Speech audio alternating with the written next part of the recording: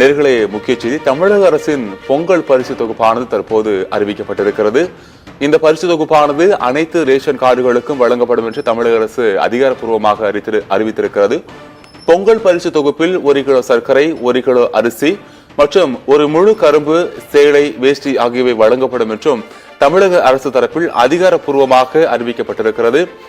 ஒவ்வொரு ஆண்டும் வழங்கக்கூடிய தமிழக அரசின் பொங்கல் பரிசானது அனைத்து ரேஷன் கார்டுகளுக்கும் வழங்கப்படும் என்றும் அனைத்து அரிசி ரேஷன் கார்டுகளுக்கும் இந்த பொங்கல் தொகுப்பு வழங்கப்படும் என தற்போது தமிழக அரசானது அறிவித்திருக்கிறது. அனைத்து அரிசி ரேஷன் கார்டுகளுக்கு இந்த தொகுப்பானது வழங்கப்படும் என்று அறிவிக்கப்பட்டிருக்கிறது.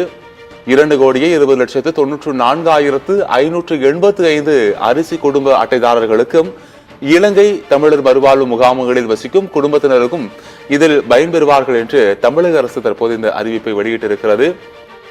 1000 ரூபாய் ரொக்க தொகை குறித்து எந்த தகவலும் தமிழக அரசின் தரப்பிலிருந்து இதுவரை அறிவிப்பானது வெளியாகவில்லை என்றும் விரைவில் தனியாக வெளியாகும் என்றும் எதிர்பார்க்கப்படுகிறது.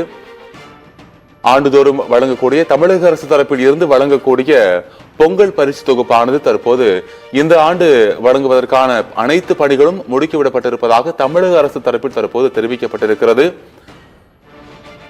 பொங்கல் பரிசு தொகுப்பில் 1 கிலோ சர்க்கரை, 1 கிலோ அரிசி, 1 முழு கரும்பு, சேலை, வேஷ்டி ஆகியவை வழங்கப்படும் என்றும் தற்போது தெரிவிக்கப்பட்டிருக்கிறது.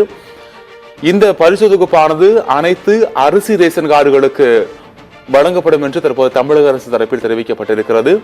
அனைத்து அரிசி ரேஷன் கார்டுகளுக்கு இந்த பொங்கல் தொகுப்பு வழங்கப்படும் என்று தமிழக அரசு தரப்பில் தற்போது தெரிவிக்கப்பட்டிருக்கிறது.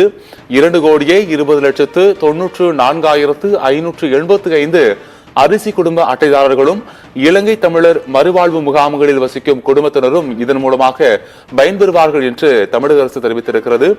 மேலும் 1000 ரூபாய் ரொக்க தொகை குறித்த எந்த தகவலும் தமிழக அரசு தரப்பில் இருந்து இதுவரை வெளியாகவில்லை. விரைவில் தனியாக வெளியாகும் என்று தற்போது எதிர்பார்க்கப்படுகிறது.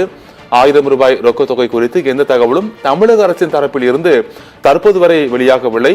விரைவில் இது தொடர்பாக தகவலானது வெளியாகும் என்று எதிர்பார்க்கப்படுகிறது. தமிழக அரசின் ஒவ்வொரு ஆண்டும் வழங்கக்கூடிய பொங்கல் தொகுப்பு பரிசானது இந்த ஆண்டும் வழங்கப்படுகிறது. இந்த ஆண்டும் வழங்குவதற்கான அனைத்து பணிகளும் முடுக்கிவிடப்பட்டிருப்பதாக தகவலானது வெளியாகி இருக்கிறது. இது குறித்த அண்மை தகவலை தற்போது பார்த்தோம்.